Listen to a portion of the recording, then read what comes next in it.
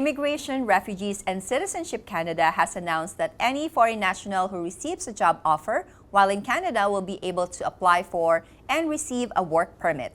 This is an extension of the COVID-19 era temporary public policy, which measures was initially introduced to help employers in Canada fill urgent labor shortages when COVID-related travel restrictions were in place, making it difficult for newcomers to arrive from abroad.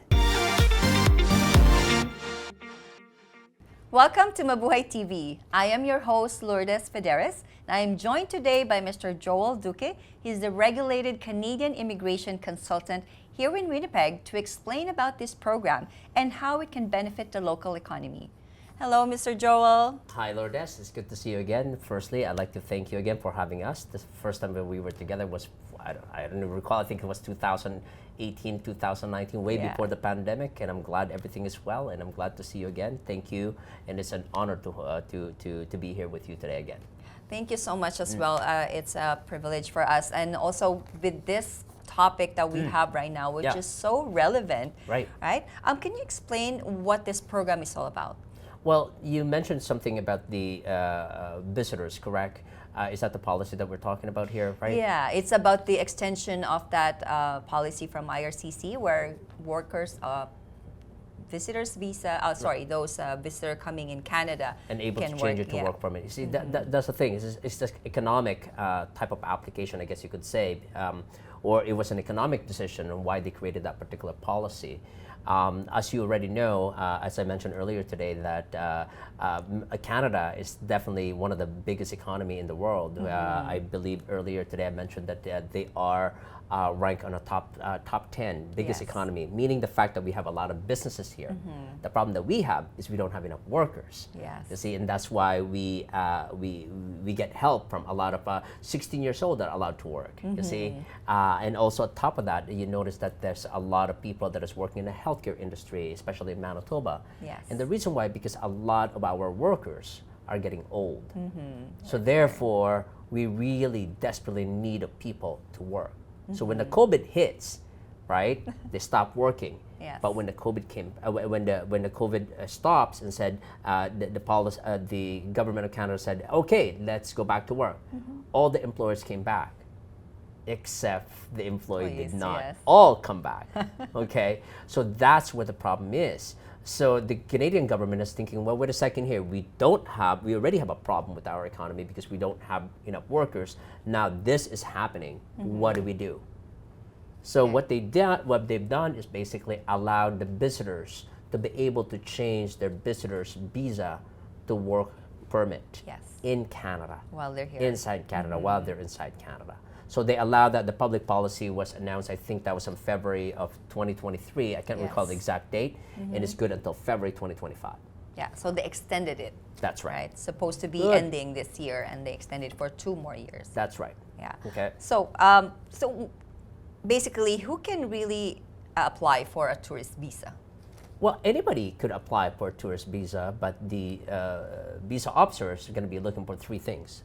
One, as I mentioned earlier today, again, that welfare. We have a welfare system. So the Canadian government is going to say, wait a second here. I'm not going to allow you into my border unless, next thing you know, you rely on our welfare. Right? So financial means. How much money do you have? Right? So that's what they're going to be looking for. Now, each country have different country requirements on that, on how much, bank statement that they have to provide proof of. For instance, Manila or Philippines would have to provide 6 months of bank statements. They want to see also where this money coming from. You can't just produce and say, oh, I got 1 million pesos or something. No, they want to see where that came from. Secondly, on that financial, another thing that you could do, because of course our country, when people are coming in to visit, we don't really have a whole lot of money. Right? So a letter of support would really help that application. From families From family here, which we have a lot of families here. So an affidavit of support or a letter of support coming from family, stating the fact that, yes, I am the brother of this foreign national that would like to come down here to visit. He wants to come down here and visit us, and we're more than happy to go ahead and provide this, an accommodation, and he doesn't have to pay for food. Right? So that's the first thing that they're going to look at. Second thing they're going to look at is ties to the country of the Philippines. because remind you that it's a temporary visit. Yeah. Okay, so temporary visitor is a temporary application, so you're only here temporarily. Yes. Right. So you're gonna have to provide and demonstrate to me that you're going back. So one, well, maybe birth certificate of the children if you have minor children, that would help. Two, if you're renting, probably a rental agreement stating the fact that, yes, I'm going back to the Philippines because the fact that I'm renting a place there, right? Or three, they own a property, perhaps. Leave of absence is definitely a good ties in the country. That yes, so and so is working for my company for the last 10 years now, and also the degree of the employability, meaning the fact that if they've only been working for 2 weeks and then all suddenly they're taking a vacation, that's you see what I'm saying? Yeah. So leave of absence is a must. Okay, if you're working for a company, that would help you. Okay, again, it's a balance of probability depending on how long you've been working, depending on basically your ties in the country. And the third part that they're going to look at is your purpose of coming to Canada.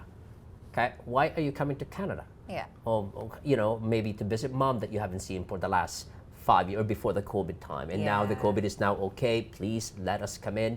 I'm only going to be there for, say, for example, for 2 months, and usually they're able to get a provisional. They call it provisional. It's kind of like a dummy ticket. Yeah. Provisional ticket showing the fact to the visa officer that yes, I'm only going to be there for 2 months. Here's my ticket going there, and here's my provisional ticket going back. That I have a plan of going back. Okay. Right. So those are the main three things why they would basically. How they would be able to get that visitor's visa to come to Canada. So not really everyone, right? Only Not those everyone, that, okay, but of course, those are the three things that they're going to be looking for. So after that, say they got this tourist visa ready, then how can they qualify for a work permit? Because this is the confusing things. Like people think they can come here to work. Like they thought when they come here, I can work right away. Well, not really. What they need to do, actually, there's a three-step process. Again, another three-step process that they need to do. First, one, they would have to find an employer. Yes. Okay, and let me give you a quick advice when you're coming from the Philippines. Okay, when they're doing a handshake, employer, they do a lot of that. Don't do it. It's not gonna help you. Okay, you really have to go ahead. Hi, how are you? I'm looking for a job. Yes. You know what I mean? You really have to directly approach the employer. So one, find a Canadian employer, right? Two, if you find an employer, that Canadian employer will then have to apply for a permission. Okay, a permission to hire you. Yes. They're not going to ask, IRCC or immigration. No, they're going to have to go through the Human Resources Development of Canada, HRSDC, or they call it Service Canada. So to do that, they would have to they have to provide proof that they own a business. They have to be able to provide proof of financial means that they have financial capability to hire this individual. And three, they have to be able to demonstrate that the fact that they're trying to hire a Canadian, a permanent resident or a Canadian citizen, and they couldn't find anybody to work for their restaurant, perhaps. Right? So that's what they need to do. And then once they do that, they put the advertisement. I think 1 month is the rule, depending on type of application. This is depending on the type of occupation. Yes. So once they completed that 1 month, then they submit the labor market impact assessment application. Yeah, exactly. That everybody's looking So they for. will go to head to Human Resources. Human Resources, please do a labor market impact assessment on my business. Yes. Right? So here's $1,000. So they pay $1,000, and also it's not the employee that will need to pay the $1,000. It's the actual employer that they will need to pay for $1,000, right? So you pay that $1,000, the employer will pay that $1,000, and the processing time, that also depending on how busy they are. But they usually they're usually very good. Within 2 months, usually, that's pretty good. Yeah. Okay, they would then get a positive result of their labor market impact assessment. So once they have that, so one, find an employer. Two, apply for LMIA. Yes. Three, then change it they will give it to you as an applicant if you're the applicant. So you will have the LMIA, you will have the job offer, right? Yes. And then you can do it online. Online will take longer. Usually online right now will take approximately about 3 months to even longer. Okay, especially nowadays. I would advise, depending on your case scenario, I would suggest to go to the USA border and to do a flag polling. Oh, Okay. so did they exit? So you from the go border? to the US border, right? and say you drive your cousin who's got that work permit, right? Yeah. Or a visitor, right? And he wants to change it to work permit. So you tell the USA, hi, I'm a Canadian, here's my passport. My cousin here does not have a USA visa, but we're not going to the US. We actually need to go to the Canadian side. We need to change it from visa to work permit. They call that flag polling. Oh, okay. So the USA border will say, well, don't go there. That will get you to the US. Go the other side. Oh, okay. So they don't really. So they would turn around, they would do a U-turn, go into the Canadian border. When you get to the Canadian border, hi, my cousin need to change from visitor to work permit, and here's my passport, I'm a Canadian, right? Then they're gonna say, all right, park your car. So when you go inside, they're gonna look for three things. One, they're gonna look for the labor market impact assessment of your employer. Two, the job offer. And third one, you need to be able to demonstrate that you're capable to do the job. Oh, so that's where your resume is and your background. Exactly, because and maybe a letter from your previous employer. Okay, so if you're an engineer and you're gonna become a cook, that's not gonna happen for you today. That's okay? the biggest That's misconception the I find. biggest problem. Okay, because they come to my office. Yes, I'm an engineer, and now I got a job letter. I got a LAMIA for a cook. Have you ever been a cook? No. Then more likely, you would lose that LAMIA. The employer would lose that LAMIA, and that person will get refused. Yeah, so make sure, I think that's the biggest confusion here. They think everybody, of course, if you qualify as a tourist visa, but not everybody could get the job that they want. That's right. Or even the job that that employer offers. That's right. Right? Because So- it has to be a perfect match. So the best thing to do, get an assessment. Get an assessment from our office. You don't have to go to us, but get an assessment to any regulated Canadian immigration consultant, okay? Not your Tito and not your Not tita. through Facebook. Not Facebook, not YouTube. Yes. Get a professional because you're crossing the border, okay? This is your future. This is why you came here from the beginning, to come here and to start a new future for your family. Don't make mistake by saying, oh, so-and-so told me. Not a good idea. Okay, go ahead. That's why I love this having this chat with you, Yes. Sir Joel, because you know it's directing the right path. Because one little mistake can ruin everything. Oh, easily. Right? Ruin your time, like waste of time, waste of money, waste of opportunity. So this is we have a very good opportunity because this program is temporary. That's right. Right? So we want to make sure that you are informed, that our televiewers, our kababayan is well informed and course. well guided. Oh, definitely, for sure. The last thing that you need is when you cross the border and you don't know exactly what you need to provide proof of. And as you can see at the border, USA border, there's a lineup of cars, and they were like, what's going on here? This is going to take a long time. Trust me, you don't want to be messing around with that visa officer or the border service agents during that time. Yeah, Okay? I They're agree. very busy. Okay. I agree. And so aside from this, is there any other misconception that you encounter that comes to your office? And Yeah, visa and stay. That's a huge thing that I think a lot of misconception from our community. Visa allows you to get into Canada. Okay? And that's the one on the back of your passport. yes. It's not your stay. Your stay, you're only allowed 6 months. Visitors only allowed 6 months. So your visa is usually good for 10 years. Okay. Usually depending on how long is the validity of your passport. Yeah. So if your passport is for 5 years, more likely your visa is for 5 years. You don't want to, visa has nothing to do with your stay. Yes. Okay, so your stay is 6 months. That's the biggest misconception here because they think that they keep mixing the visa and the stay. Okay. It So really who is. dictates how long you're gonna stay? Got it. So all visitors are allowed 6 months, unless, of course, and all visitors will get multiple entry. Okay, not I got a multiple entry. No, everybody gets it. There's only certain type of foreign nationals that would not get a multiple entry. Okay, for instance, there was a problem with his application before. He had many refusals before. He misled the visa officers before, but he needs to be here because for some odd reason, for example, he needs to be here because of the funeral, for instance, then they would give a one single entry only. Oh, okay. But all the time, it's a multiple entry visa. Okay? Good. Yeah. Good. Time. And so what can you recommend to those who are interested to come to Canada through the tourist visa in hopes of getting work permit? So what do they need to prepare and what should be their expectations? I think expectations is the big word here, because all they thought, many people I met, I'm gonna come there to work. It's like they're really expecting that when they land here, there's already work waiting for them, and they can just come into any business establishment and get hired. Well, not quite. I think the couple things. One, get an assessment before you even come down. Okay. From licensed individual in Canada, not in the Philippines, because in the Philippines, you know, in order for you to be able to practice, you have to be able to be licensed here. Yeah. So you have to take the bar exam here. So if you want to know if somebody's licensed, very simple. Did you take the bar exam, or did you take the full skills exam for immigration consultant in Canada? If the answer is no, then they're not licensed. Okay. They could have a biggest office in the Philippines, but they're probably not licensed here. Okay. Okay, so get an assessment from a licensed consultant here in Canada.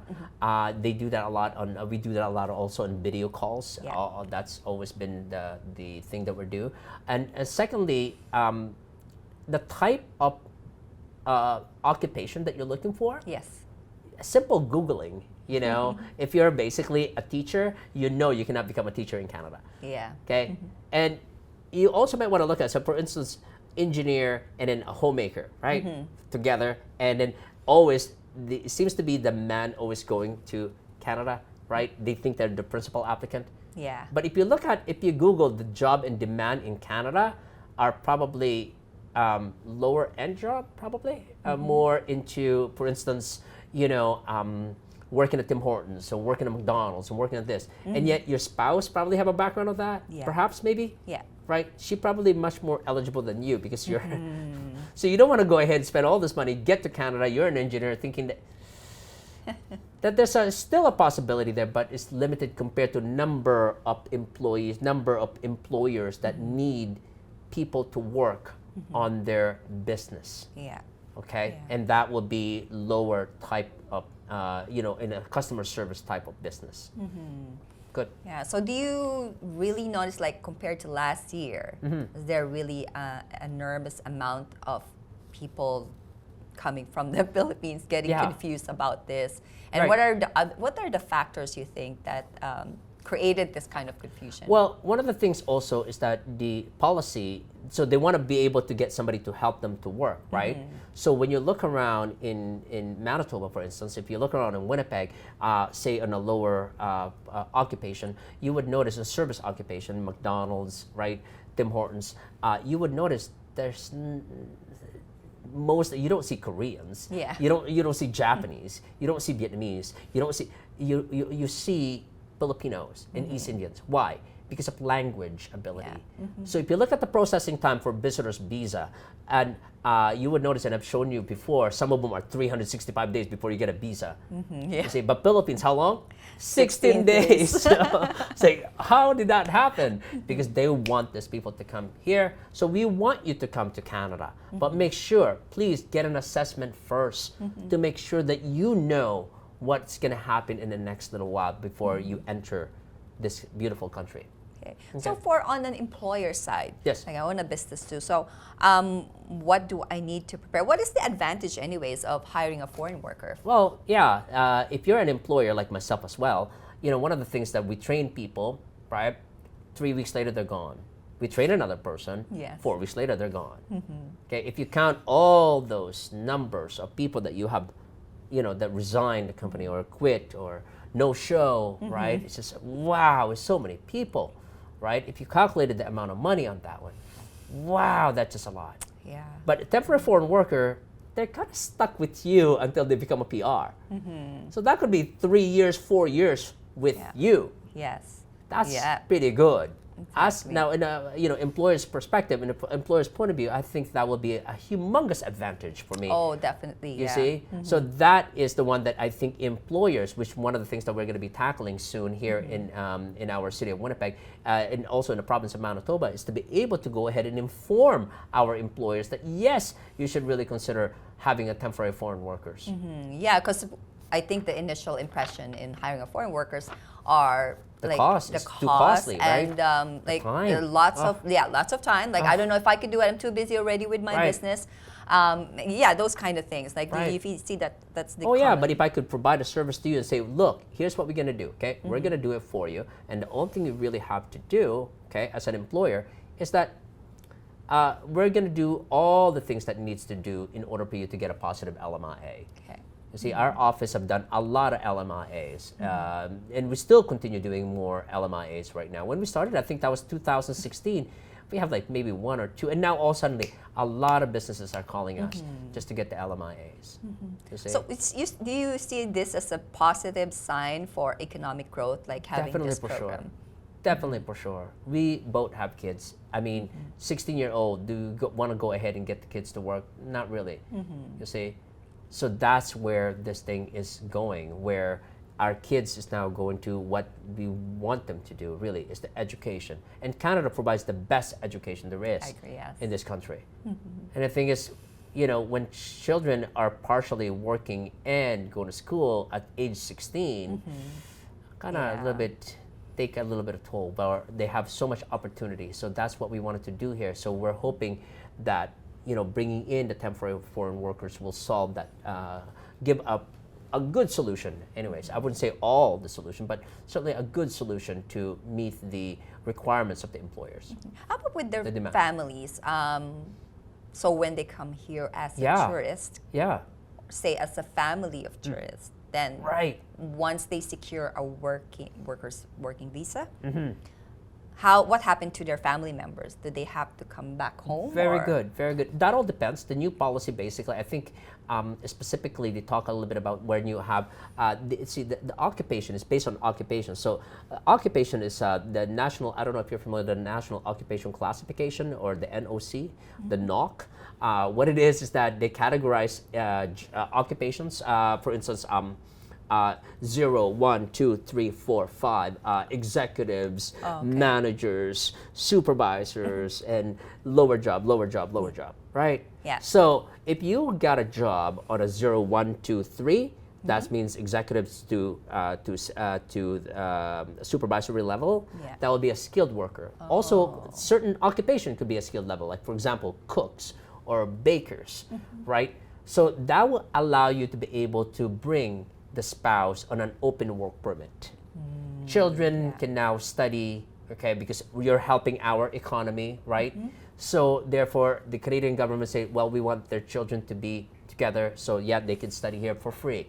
So that's pretty good, okay. right? Yeah. But I suggest that, okay, when you come here as a business visa, bring your wife and your children with you? No. Yes. Because there's no guarantee, there's no assurance of anything at all. So settle first. So get your papers ready, like Yeah. before you come here. Do your research. Yeah, get an I'll assessment. get an assessment. Right. Then once you get your tourist visa, when you come here, at least you have an idea You have already. a plan. The Yeah. key is to have a plan. Exactly. Because you got to bring your family here, have a plan. You're going to change. It's like moving to another country. You are moving to another country. You better have a plan. Yeah, exactly. It's a big move too.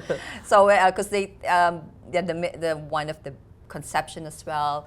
Like, I'm just gonna come here, see how things works, Right. and if it doesn't work for me, then I'll just leave.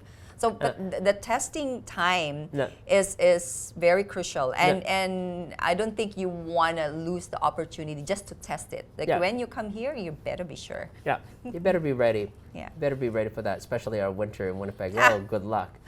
Yeah, but it sure is. So, I think this issue, do you notice it not only in the Filipino community? No, Like, yeah. it is It's a rampant in different communities as well. But more so in our Filipino community and East Indian community, because of course those are the targets of people coming in, foreign national coming into this country because of the fact of the language ability. Yeah. Okay. Yeah, because this is a huge opportunity. I know that actually I just heard this from you that there's other elements that are taking advantage and actually charging. So one big Islamia for sale. No, right? Yeah, I've heard of those, and yes, I think I've seen most of I've heard is $40,000, and you buy this LMIA, and now you're eligible to get a work permit, and then a work permit, get a permanent resident through that. Yes, but we will not represent that person, definitely not. Okay. Secondly, is that a violation? Definitely, for sure. Okay. You do not buy the LMIA. Again, it's going to back to the employer that they have to demonstrate that they genuinely need of this particular employee or this particular temporary foreign worker. Yeah, So it has to be a genuine intent. Yeah. It's just so tempting. Like when you are, I could like feel like some are so desperate. Yeah.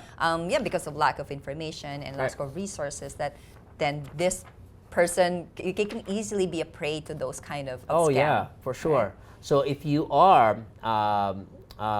been referred to an employer and the employer demand that to pay this, I would suggest for you to go ahead and get an assessment immediately from a license and genuine regulated Canadian immigration consultant, because I've heard that there are some other also as well that they have violated those Canadian laws. Yeah, I heard one too. So, yeah, mga kababayan, that's really all you need to do. Do your research, talk to the licensed regulated consultants. You can speak to your families, your friends, but just as a reference, but not as a factor to make your decision. And there are a lot of ways also to still immigrate to Canada aside. Oh, definitely, from, for sure. There's so many pathways for you to get in under so many applications. So yes, not necessarily mean, is this the only way? Not necessarily. So again, it all depends. Each case is unique, and each situation is unique. We don't know. So the key is that once we figured out what it is that you're qualified for, and that's the key. When you do an when we do the assessment for this specific individual, we will then figure it out specifically what application will be the best route for them. Okay. And in relation to that too, let's say I'm here not as for a tourist visa. How about those students? Right. Student visa? Right. They can also transition to definitely, because they would receive the postgrad work permit, the PGWP. PGWP, it all depends. How long is your program? 1 year? Got it. So you also get a 1 year PGWP. Now, from what I heard so far, that has been people that are coming into my office, they are been referred by, or somebody did their letter of acceptance, somebody on Facebook, I don't know, but unfortunately, they don't qualify for PGWP. Or some of them studied for 2 years or 3 years that they're studying, and we're thinking, I've been doing it since 2016 and 2012 with other firm. I have never heard of any Filipino studied for 2 years. Yeah. Hardly. Seldom. Unless if they really want to study that specific type of program. Then I get it. Okay. But for the purpose of immigration, for the purpose of permanent residency, not really. It's always 1 year program only. Okay. Yeah. And who wants to study after you've studied 4 years and 20 years later, I'm going to go back to school again. Unless they were, it's a different matter if they want to license, like be a license, right? So that's, they have to switch first their status. That's right. For them to do that. Exactly. So that's the thing. So a student visa is definitely another way. We have represented many of our kababayans there, as you've probably seen us posting on our Facebook. Yeah. We handle quite a bit of different nationals as well, but we are heavily on the Filipinos because they seem to do their own application. It seems like that they tend to listen to YouTube's and Facebook, which is, hey, that's DIY, definitely, sure. I see it. If they get refused, they come to my office. Well, I see why. Yeah. Okay. And they're in big trouble. Yeah. It's harder to fix it. It's hard to fix. It's kind of like having a bad credit in Canada, and now you want to go ahead and get another credit card from CIBC. CIBC goes, I don't think so. Exactly. So, like the provincial nominee before used to be like the most common ways to immigrate. Yes. How's that changed now? It's not changed if you've seen the first episode that we did, we talked about temporary, permanently, right? Under the permanently, going back, there's 4 doors. So one is humanitarian. Okay, so not a lot of Filipinos can go that route unless it really must. Yes. 2, refugee, definitely not. 3 is the family sponsorship. And remember, when you use family sponsorship, when you said family, you didn't get sponsored. For example, I've heard, I've been sponsored by my aunt or my brother is sponsored. No, you can only sponsor your spouse or your parents or grandparents. Those are the only children. No, you cannot sponsor, because when you came into Canada, unification is Canada. So when you came into Canada, your children has to be included with you already. Oh, okay, that's already given. So you cannot, if you didn't, if you want to sponsor them again, then that means you didn't declare. Yes. Then that's the humanitarian ground now. So number 4 will be the economic. So that's the only application that is available for our Kapwa Filipinos mainly, okay? Yeah. So under the economic, of course, they have the municipality type of immigration, okay? For instance, they have a new program under different municipality have different programs. You've seen a lot of increasing Filipinos in Nipawa or other places. Morden has their own immigration programs. So municipality, provincial, and federal, they can apply those. Okay. And under the federal, there is the express entry. And the biggest question that a lot of people are asking, what is the fastest? Is it federal or is it provincial? Very simple. If you get provincial, provincial is not the immigration, ladies and gentlemen. Provincial is the provincial government that will nominate you. That's why it's provincial nominee. As soon as they nominated you, then you need to apply to federal for the immigration. So yes, if you apply directly to federal, eliminate the provincial, that's why it's called express entry. Yeah. And it will be faster.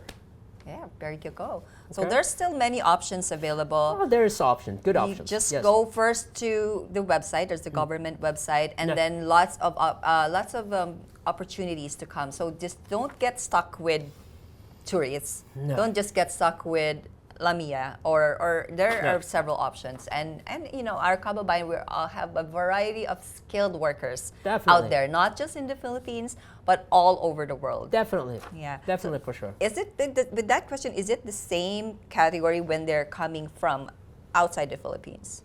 Outside same the policy, Philippines, like same way. As a visitor, if you're coming to, for example, because again, you're a visa officer, so you need to do the 3 things. 1, financial. So if you're coming from Dubai, coming from Philippines, you have enough money, check. That's okay. 2, ties in the country. So now you're going back to Dubai because you're Filipino, but you're living in Dubai. Yeah. So that's kind of, it's a higher refusal. Oh, okay. Compared to if you are back in the Philippines, okay, because they know that you're gonna go back in the Philippines. But if you're gonna go back to Dubai, you have to be able to demonstrate that. So it's kind of hard to do that because some country, for instance, I think it's KSA, Kingdom of Saudi Arabia, you would need an exit clearance to come out and an entry clearance again to come back in. Oh, okay. So you have to be able to show that, and I don't think employers are willing to do that. So big points as so well. So yes, so it is harder for you to get an approval. It will be a little bit more difficult to get an approval if you're coming from a different country. Have I done it before? Many times.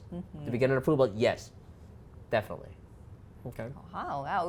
There's so much more that we can talk about here. It's endless, right? But we will stick with. Thank you so much for coming today. This is very helpful. Like for the tourist visa that's coming here to work.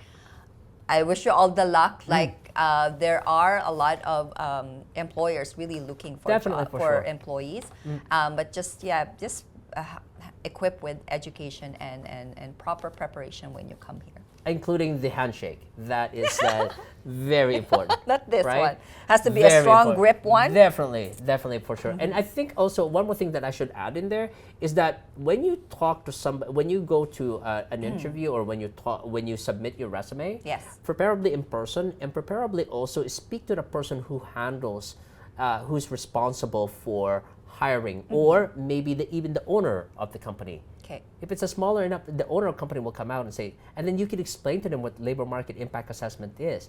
Because most people, if you submit your resume and they know, oh, he's not from here, or that's it's not gonna go anywhere unless they know. That's right. So, and first impression is very important. Start with the handshake, and secondly, a good resume for sure. Okay, and asking for the right person who makes the decision for the company. Alright, thank you so Awesome. much, Mr. Joel Duque. At maraming salamat for watching. This has been a very informative episode. And watch out for more of Mabuhay TV's series for immigration Yes. and everything that you need to know. Because we want everyone to prosper here in Canada. And for those already got their Lamia and workers permit, welcome. And for any questions, just email us or go to our Facebook, Mabuhay TV, and you can also contact Mr. Joel Duque through Facebook. Thank you. Maraming salamat. Thank you very much.